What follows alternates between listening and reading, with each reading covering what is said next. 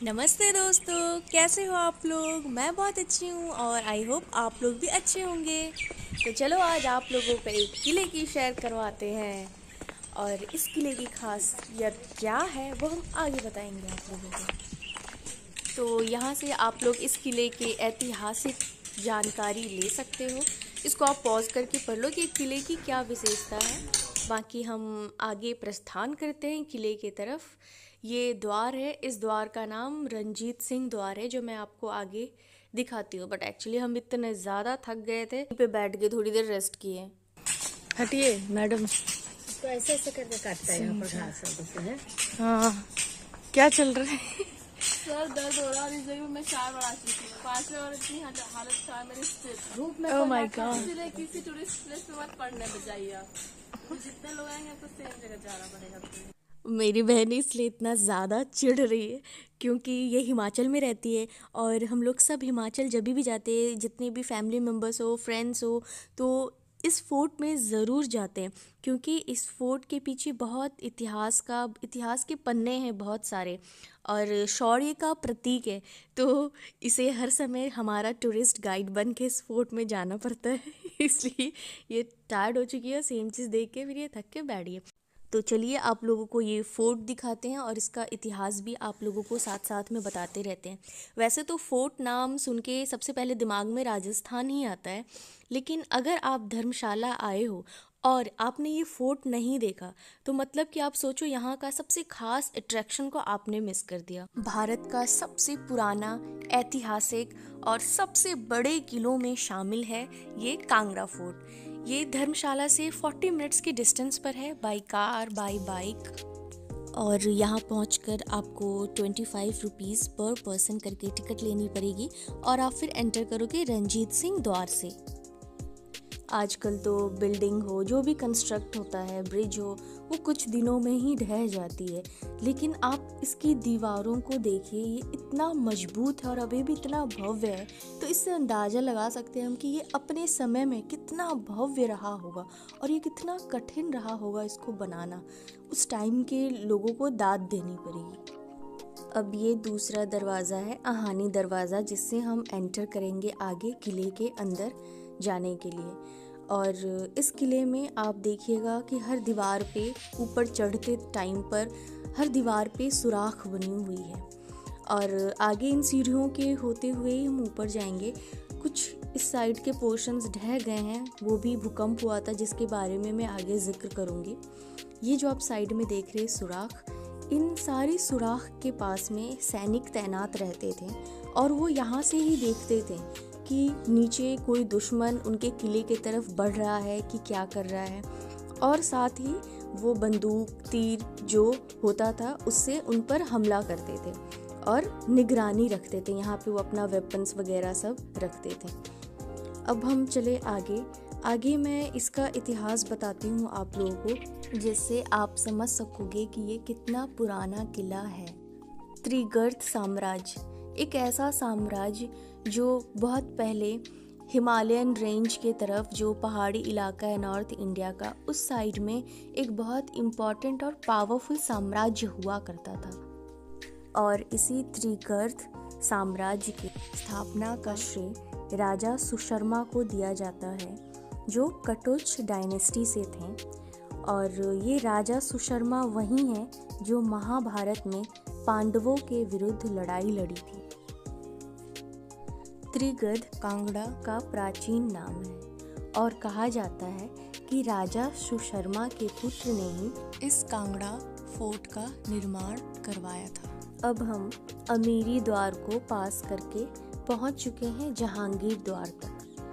ये द्वार जो है उसका नाम जहांगीर के नाम से रखा गया है। ऐसा क्यों है तो इसके पीछे भी इतिहास है।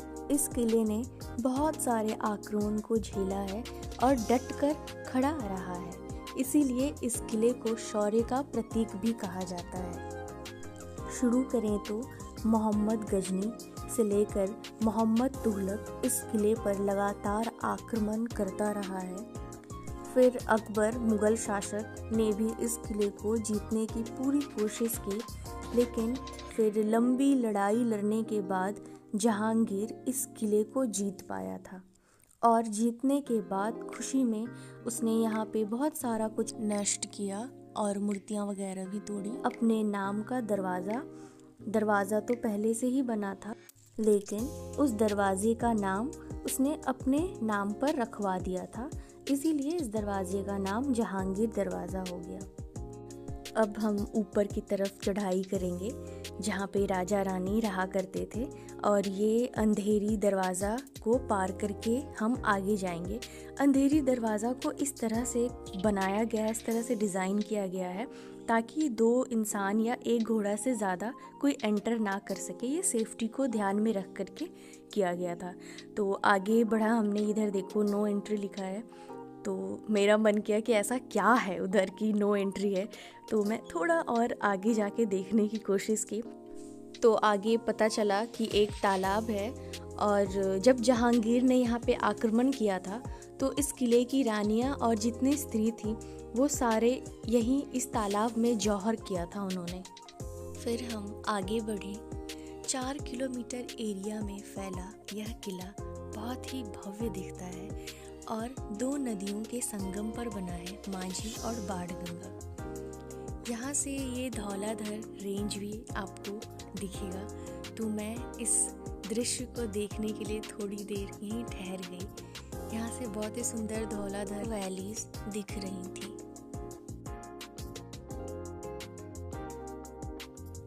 अब हम जिस द्वार से एंटर करेंगे वो है इस किले का सबसे प्राचीनतम द्वार, जिसे दर्शनी द्वार भी कहते हैं। इसके दोनों तरफ गंगा यमुना की सुंदर प्रतिमाएं भी आप देख सकते हो। तो इसके अंदर हम एंट्री कर चुके हैं। यहाँ से राजा रानी जहाँ रहते थे, जहाँ राजा की बैठक होती थी, उनका मंदिर, ये सब आपको मैं दिखाऊंगी इसमें। बट उसके पहले हमें यहाँ पे चल चल के गला सूख गया था, तो मम्मी यहाँ पे एक नल दिखा, हमने यहाँ से पानी फिल किया अपने बॉटल में। और वैसे भी कहा जाता है पहाड़ों में पानी बहुत शुद्ध होता है, तो हम बिना किसी फिल्टर के पानी पीकर, वाकई में पानी बहुत मीठा था। ये जो आप सामने देख रहे हो, यहाँ पे राजा बैठते थे, उनका दरबार लगता था, वो अपने सिंहासन पर यहाँ विराजमान होते थे। और सामने ये जो छोटी छोटे आप घर जैसा देख रहे हो, ये जेल हुआ करता था उस टाइम पे, कि जो भी कुछ गलती या फिर जिसको भी राजा पनिश करते थे वो इन जेलों में बंद कर दिया जाता था। और राजा यहाँ पर अपने मंत्रियों, सैनिकों के साथ डिस्कशंस वगैरह करते थे। और यहाँ पर आप गोल गोल ये जो देख रहे हो, इस स्ट्रक्चर पर शायद वो लोग बैठा करते होंगे, इनका एक दरबार सस्ता होगा। यहाँ पर बहुत जगहों पे नक्काशी भी देखने को मिलती है, प्रतिमाएं भी देखने को मिलती है। और जैसे कि एक ये कितना सुंदर है और कितना महीन काम किया गया है, और ये हिंदू धर्म को भी दर्शाता है। तो बहुत सारी मूर्तियाँ, नक्काशी और प्रतिमाएं हमें यहाँ देखने को मिली। 1905 से पहले तक, मतलब महाभारत के बाद से लेके 1904 तक इस किले ने कितना कुछ देखा होगा। इतना पुराना है ये किला, और ये अपने आप में ही अद्भुत बात है कि इतना लंबा यह किला कितना कुछ हमें बताता है इतिहास के बारे में। लेकिन 1905 में हिमाचल में बहुत ही भयानक एक भूकंप आया था। उस भूकंप ने इस फोर्ट को बिल्कुल तहस नहस कर दिया। कहते हैं कि ये भूकंप भारत के बहुत ही भयानक भूकंपों में से एक था। और ये स्ट्रक्चर जो आप देख रहे हो, भूकंप के बाद इस किले की ऐसी हालत हो गई है, वरना ये किला इसके भी ऊपर ये 3-4 फ्लोर तक था, ऊपर तक था, जहाँ पे राजा रानी और उनकी फैमिलीज विश्राम किया करते थे। तो मानो 3-4 तल्ला, और ये पूजा घर हुआ करता था उनका। लक्ष्मी नारायण टेम्पल और अंबिका मंदिर, ये उनकी कुल देवी हैं। मंदिर का दरवाज़ा खुला था, तो हम भी थोड़ी देर आके बैठ गए और इन्हें प्रणाम कर थोड़ा ध्यान लगाएं। और ये मंदिर देवी, कितना कुछ देखा होगा इन्होंने अपने सामने। हम दर्शन करके फिर बाहर निकले, और जो दर्शनी द्वार था जहाँ से हमने एंटर किया था, वहाँ से बिल्कुल पास में ही सीढ़ी जा रही थी जो बहुत नैरो थी। बट मैं फिर भी ऊपर गई, क्योंकि वहाँ से मुझे बहुत ही क्लियरली सारा कुछ दिख रहा था, बहुत ही विजिबल था ये सारा जो बचा खुचा है। वाकई में मतलब सोचो आप, 35,000 साल पुराना यह किला, महाभारत से लेकर के अभी तक 1904 तक कितना कुछ देखा होगा इस किले ने। और ये कहना बिल्कुल भी गलत नहीं होगा कि अपने आप में एक इतिहास है यह किला। महाभारत के बाद से 1904 तक लगातार यूज़ में रही है यह किला, और 1905 में भूकंप के बाद बस एक शौर्य का प्रतीक बनकर रह गई है। आई होप आप लोगों को आज का व्लॉग पसंद आया होगा। Thank you so much. Take care. Bye bye.